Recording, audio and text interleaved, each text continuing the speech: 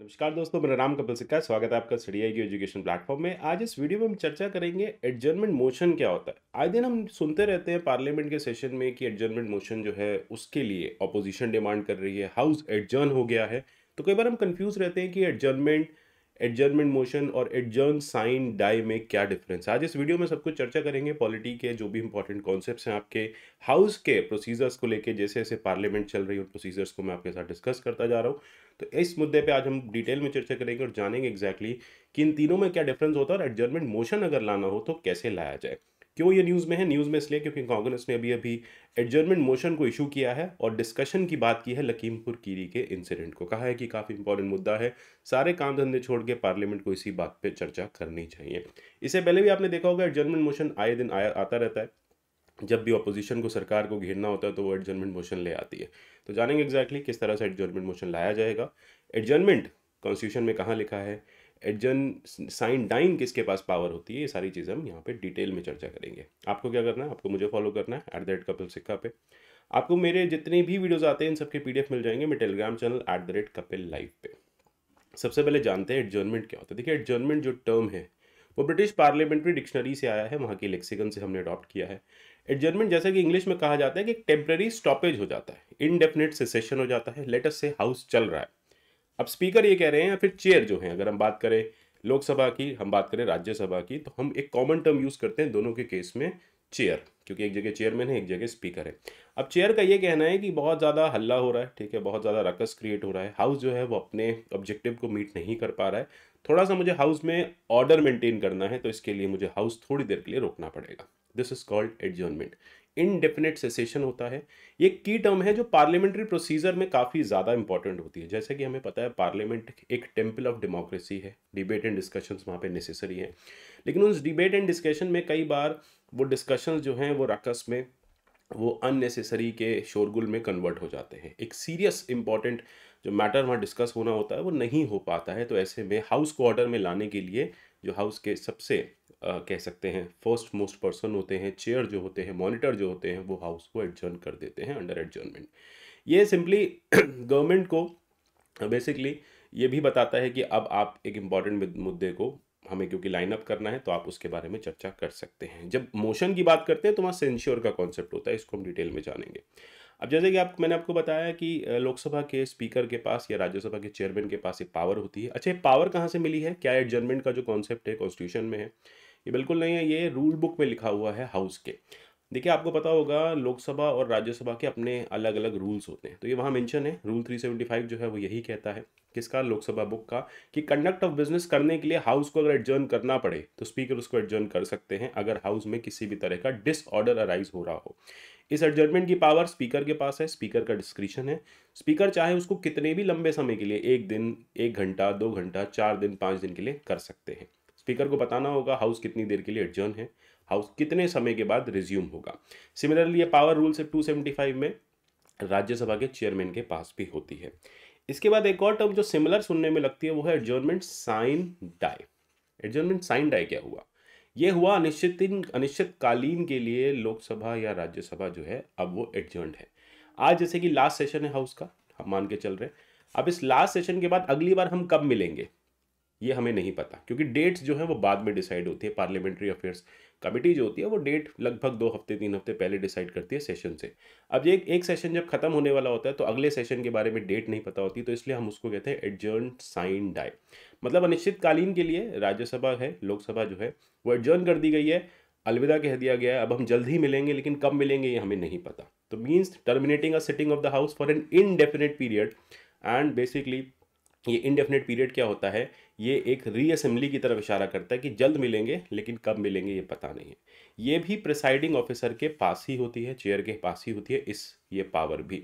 अगर एडजर्न करना है साइन डाई तो फिर स्पीकर या चेयरमैन जो है वो ये कॉल ले सकते हैं। उनको लगता है कि हाउस का जो बिजनेस है वो खत्म हो चुका है, अब जो सत्र है उसकी समाप्ति का समय आ गया है, तो यहाँ पे वो एडजर्नमेंट साइन डाई जो है अनाउंस कर सकते हैं। जितने भी बिल्स पास होने थे हो गए, जितना काम होना था हो गया।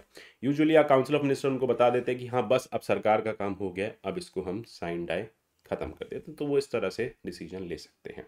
अब आते हैं जो इम्पोर्टेंट मुद्दा है कि एडजर्नमेंट मोशन क्या होता है? क्यों हम उसको कहते हैं एक मोशन? देखिए, सबसे पहली चीज़, एडजर्नमेंट मोशन सरकार से किसी भी इम्पोर्टेंट मुद्दे पे चर्चा करने के लिए लाया जाता है। अगर ऑपोज़िशन को लगता है कि सरकार अपने किसी ड्यूटी में फ़ेल हो गई है, सरकार अपनी कोई ड्यूटी नहीं कर पाई है, सिटिंग गवर्नमेंट जो है उसने कहीं पे कोई एरर कर दिया है, तो वो स्पीकर से, याद रखिएगा लोकसभा में ही लाया जाएगा, तो स्पीकर से डिमांड करेंगे कि हमें एडजर्नमेंट मोशन लाना है। जैसे कि अभी हमने देखा कांग्रेस के जो एमपीज़ हैं वो कह रहे हैं स्पीकर से कि हमें एडजर्नमेंट मोशन लाना है, हमें लखीमपुर मुद्दे पे चर्चा करनी है। अब इसमें क्या होगा, इसमें हाउस को इनवेरिएबली एडजर्न कर दिया जाएगा क्योंकि एक इंपॉर्टेंट मैटर को लिया जाएगा। ऑर्डिनरी बिजनेस है हाउस का, वो भी बंद कर दिया जाएगा और इंपॉर्टेंट मैटर को लिया जाएगा। इंपॉर्टेंट मैटर क्या होगा, जहाँ पे कहीं ना कहीं कोई कंसर्न रेज की होगी, कोई इंपॉर्टेंट इशू को अपोजिशन फ्लैग करेगी, तभी इस मोशन को टेबल किया जाएगा। यूजुअली कहा जाता है, अगर आप लोकसभा सेक्रेटेरिएट की वेबसाइट्स पे देखें तो वहाँ ये कहा जाता है कि जो भी मैटर है अर्जेंट पब्लिक इंपॉर्टेंस का, जिसके सीरियस कॉन्सिक्वेंसेज हैं देश के लिए, केवल उन्हीं को एडजर्नमेंट मोशन में उठाया जाए, इसमें कोई राजनीतिक मुद्दा ना डिस्कस किया जाए। अब यहाँ पे क्योंकि आप भी जानते हैं कि हाउस को इंटरप्ट करना पड़ता है, हाउस की नॉर्मल सिटिंग्स को रोकना पड़ता है, कुछ 1-2.5 घंटे का समय आपको एडजर्नमेंट मोशन के लिए निकालना पड़ता है, तो फिर इसके लिए ये मोशन लाना अगर आपको लगता है नेसेसरी है, तभी यहाँ पे जो प्रिसाइडिंग ऑफिसर हैं वो इस मोशन को लेके आए। अच्छा, यहाँ पे बात होती है कि प्रिसाइडिंग ऑफिसर की पावर्स क्या हैं, तो जैसा कि मैंने आपको पहले भी कई बार बताया कि स्पीकर की पावर्स काफ़ी डिस्क्रिशनरी इन नेचर होती हैं। ये जो एडजर्नमेंट मोशन है एक एक्स्ट्रा ऑर्डिनरी डिवाइस है। ये रूल ऑफ लोकसभा से लाया जाता है ना, लोकसभा के जो रूल्स हैं उसमें लिखा हुआ है। तो यहाँ पे ये देखा जाना चाहिए कि ग्रेव मैटर है, जब भी कोई भी पर्सन या कोई भी एमपी पहुंचे आपके प्रिसाइडिंग ऑफिसर के पास, स्पीकर साहब के पास, तो उनको बताया कि देखिए बहुत इंपॉर्टेंट मुद्दा है, हमें इस पर चर्चा करनी है, ग्रेव है, देश के लिए काफ़ी इंपॉर्टेंट है और देश की सिक्योरिटी के लिए काफ़ी इंपॉर्टेंट है। प्रिसाइजली ये भी पॉइंट आउट करें कि सरकार इसको करने में फेल हो गई है, सरकार रूल ऑफ लॉ नहीं फॉलो कर पा रही, कॉन्स्टिट्यूशनल लॉ की जो ड्यूटीज है सरकार की वो उसमें परफॉर्मेंस उसकी ठीक नहीं रही, इसलिए मैं ये या हम ये जो मुद्दा है या फिर ये जो हम मोशन है एडजर्नमेंट का, ये लाना चाहते हैं। अच्छा, इसके बाद एक बात और है कि सारे जो भी काम चल रहे होंगे हाउस के वो सब अलग कर दिए जाएंगे और ये सिर्फ और सिर्फ एक ही मैटर पे उठाया जाएगा, यानी इस पर सिर्फ एक स्पेसिफिक डिस्कशन होगा। ऐसा नहीं होगा कि गवर्नमेंट के अगेंस्ट अगर आप एडजर्नमेंट मोशन ले आए तो आप बहुत सारे मुद्दों को एक साथ डिस्कस कर रहे हैं, आपको एक ही स्पेसिफिक टॉपिक पे, एक ही स्पेसिफिक बात पे फिर चर्चा करनी पड़ेगी। जैसे यहाँ पे आपने देखा कि लखीमपुर खीरी में जो किसानों की डेथ हुई है वही इसका मुद्दा है। अच्छा, यूजुअली क्या होता है, अगर इस पे बहस हो जाती है, 2.5 घंटे की लगभग बहस चलती है कहा जाता है, और अगर ये बहस पूरी हो जाती है तो और सरकार इस बात को मान लेती है कि हाँ हमारी गलती रही है, तो फिर एक तरह से सरकार को सेंश्योर भी करता है। वैसे तो कहीं पे भी लिखा नहीं है कि ऑब्लिगेशन है सरकार की कि इसके बाद रिज़ाइन कर दें, लेकिन सरकार की काफ़ी ज़्यादा एक एक जो हम कह सकते हैं कि उसका प्रूव ये हो जाता है कि सरकार यहाँ पे इनकॉम्पिटेंट रही है, इनकेपेबल रही है किसी इंपॉर्टेंट मुद्दे को कर पाने में या फिर उस इम्पॉर्टेंट मुद्दे के लिए कुछ कर पाने में। तो ऐसे में फिर सरकार एक ड्यूटी बाउंड हो जाती है कि उसको रिज़ाइन कर देना चाहिए। ऐसा कहीं पे लिखा नहीं है कि कंपलसरी सरकार को एडजर्नमेंट मोशन के बाद रिज़ाइन करना पड़ेगा। तो फिर अगर सरकार को लगता है कि नहीं यार, हम तो, हमारी ड्यूटी थी, कॉन्स्टिट्यूशनल ड्यूटी थी, हम नहीं कर पाए, तो फिर चलिए हम रिज़ाइन कर देते हैं। तो ये ऐसा माना जाता है।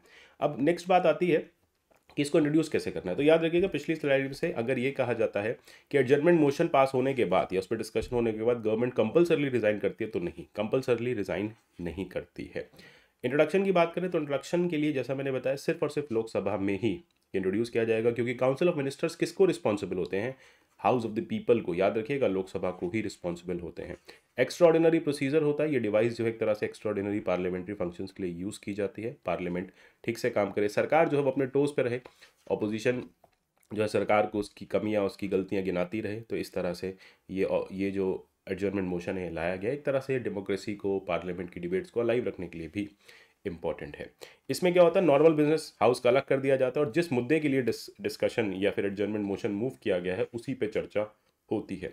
जनरली कहा जाता है कि स्पीकर को आपको 3 दिन पहले नोटिस देना होता है कि आपको इस मैटर पे चर्चा करनी है। अच्छा, ये कब, जब हाउस सेशन में नहीं है, ठीक है, आपको लगता है हाउस सेशन में नहीं है, आपको हाउस को कमेंट्स कराना है और कमेंट्स होते ही सबसे पहले इस मुद्दे पे चर्चा करनी है, तो फिर आप 3 दिन पहले इसका नोटिस दे दें, ऑपोजिशन दे दें। अगर हाउस सेशन में चल रहा है तो उसी दिन 10 बजे से पहले आप ये नोटिस जो है वो स्पीकर साहब तक भेज दें। स्पीकर साहब कोशिश करेंगे उसी दिन का एक समय अलॉट कर देंगे और वो समय यूजुअली देखा जाता है 4 बजे का, ठीक है, 4 से 6:30 तक इस पर डिस्कशन होता है। जब हाउस के सारे काम हो चुके होते हैं फिर पार्लियामेंट 4 बजे के बाद इस पर बैठती है। अगर 10 बजे के बाद नोटिस दिया गया है तो अगले दिन 4 बजे का टाइम एलोकेट किया जाता है। अच्छा, सबसे बड़ी बात ये हो जाती है कि क्या स्पीकर बाध्य होते हैं? अगर स्पीकर के पास कोई एडजर्नमेंट मोशन को लेके पहुंचे तो क्या स्पीकर बाध्य होते हैं? सबसे पहली बात है कि स्पीकर अगर अग्री करेंगे तभी बात आगे बढ़ेगी। यहाँ पे स्पीकर का डिस्क्रिशन है, स्पीकर उस असेंट को देने से मना भी कर सकते हैं। अगर स्पीकर कह देते हैं कि हाँ ठीक है, मैं एडजर्नमेंट मोशन को इंट्रोड्यूस करने को तैयार हूँ, तो फिर ये क्वेश्चन आवर के बाद ही लाया जाएगा। अच्छा, एक बार स्पीकर की असेंट आ जाती है तो उस पर्सन को 50 फेलो मेंबर से, उस एमपी को 50 फेलो मेंबर से बैकिंग लेनी पड़ती है।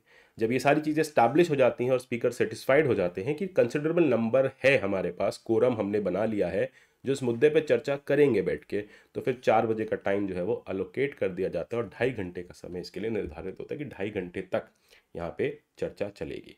अगर यहाँ पे कंसेंट नहीं दे रहे हैं स्पीकर तो एमपी कुछ नहीं कर सकते, एमपी स्पीकर को फोर्स नहीं कर सकते और ना ही स्पीकर को कोई रीजंस देने की ज़रूरत है। याद रखिएगा, मैं आपको हमेशा बताता हूँ, जब भी हाउस की सिटिंग्स होती हैं, हाउस की सिटिंग्स में स्पीकर के पास सबसे ज़्यादा डिस्क्रिशन होती है। तो स्पीकर हो चाहे वो प्रिसाइडिंग ऑफिसर या फिर चेयरमैन हो आपके राज्यसभा के, तो काफ़ी ज़्यादा डिस्क्रिशनरी पावर्स होती हैं यहाँ पे, क्योंकि भाई बिकॉज उनके पास एक ड्यूटी होती है कि वो हाउस में ऑर्डर मेंटेन करें, चाहे वो राज्यसभा हो या फिर लोकसभा हो। तो इसके लिए जो रूल बुक्स हैं, चाहे वो लोकसभा की रूल बुक हो या राज्यसभा की रूल बुक हो, उनको काफ़ी ज़्यादा डिस्क्रिशनरी पावर्स दिए गए हैं।